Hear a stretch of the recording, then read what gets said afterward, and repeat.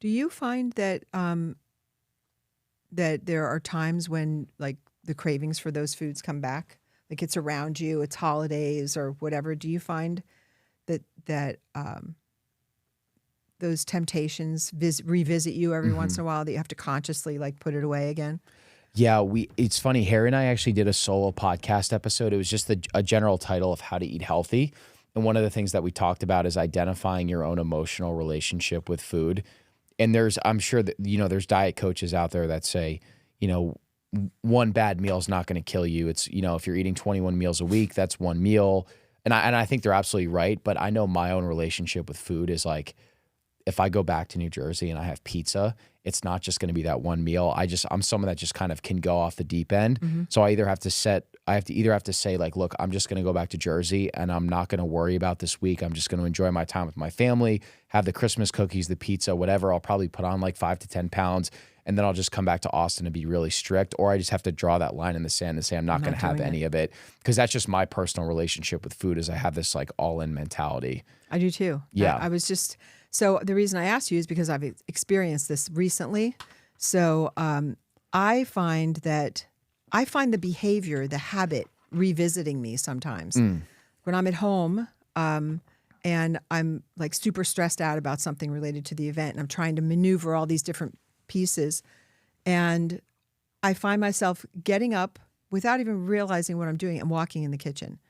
Luckily for me, I don't have anything in there that I would need anyway. But that like gut instinct, that habit of going to like solve a problem with food, I still find it. It still comes back once in a while. Yes. And there are times when I'm in a social situation, like at a birthday party or, at a holiday, whatever with my granddaughter. And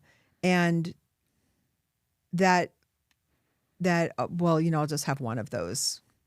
And I have to like be really intentional about, I've gotten much better at it, where I have to look at it and say, that could be one, but there will be 20 tomorrow. Yeah. Or that could be one, and you're going to be out tonight looking for more of them later. Or that could be one, but when it snowballs into two more, you're going to feel like crap. Definitely. And I don't like feeling like crap. No. Yeah, it's like you will never nothing tastes better than how good you feel staying on this diet. Yeah. Like that piece of pizza, I know pizza's my favorite food. I'm from New Jersey, spent a lot of time in New York City. The pizza there is amazing. It doesn't taste better than how good I feel when I stay on the path. Right. And the weird thing is people think that it's unhealthy to talk like this, but I think what's unhealthy is not talking about your relationship with food. Like you mentioned, you had probably 30 plus years of kind of just eating ultra processed food because no one really talked about this stuff. So your relationship with food is like when things are going well, you probably eat something processed. Yeah. When things are going bad, I'm going to run towards processed food as well. Yep. So that's like 3 decades of being attached to that food. So no matter how good you feel, there's still going to be some of that wiring in your brain. So I think it's a good thing to just draw a line in the sand and understand how you are.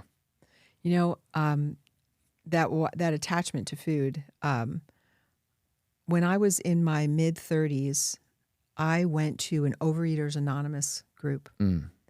And I had never been to like an AA program or anything like that. I had always been so grateful that I didn't pick up alcohol, that it was food that I picked up, because I don't know that I ever could have quit drinking. Yeah. But I walked into this meeting, and the woman who introduced me to the concept sat me down and she said that in order to abstain and to, rid yourself of this obsession with food, you had to give up flour and sugar, white flour and sugar. And I literally broke down into tears.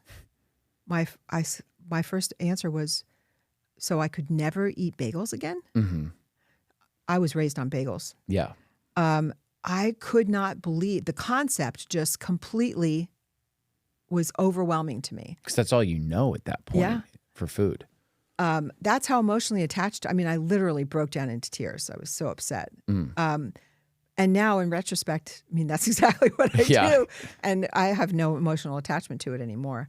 But yeah, it was that addiction is hard to fight. It is. And I don't know. I mean, I don't know if it ever truly goes away because we're just surrounded by it. Mm-hmm. Food is entertainment. It's let's meet for dinner. It's celebration. It's at a funeral. It's everywhere. And so changing your relationship to what you think is appropriate to put in your body or what you want to support yourself with nutrition, you have to be super intentional about it. I have to be super intentional. And I'm the same way. And I think it's a combination of like principles and then also guardrails too. And like the principle is saying, hey, I'm going to stick to this diet. And then the guardrails are things like you're talking about of I'm not going to keep any crap in the house at all. Right. Because you know that when you're stressed out, when 9 o'clock, you're trying to book a vendor or something falls through and your response is I want to go eat. If Right. there's something bad in the house, no matter how much you know about nutrition or low carb, you're still going to opt for that food because it's delicious and it's available at like an arm's reach. Right. Yeah. And then other things, I don't know if this is helpful for you too. Like for me, especially when I'm traveling, if I'm in an airport, just keeping really good quality snacks in my backpack as well. So like things like the carnivore bar or carnivore snacks or different meat bars or just having those things on hand where I know I can just like because I know if I get like a quick protein fix or saturated fat, I'll feel good and I won't want to go off the rails. But for me, I just need to keep food on me a lot.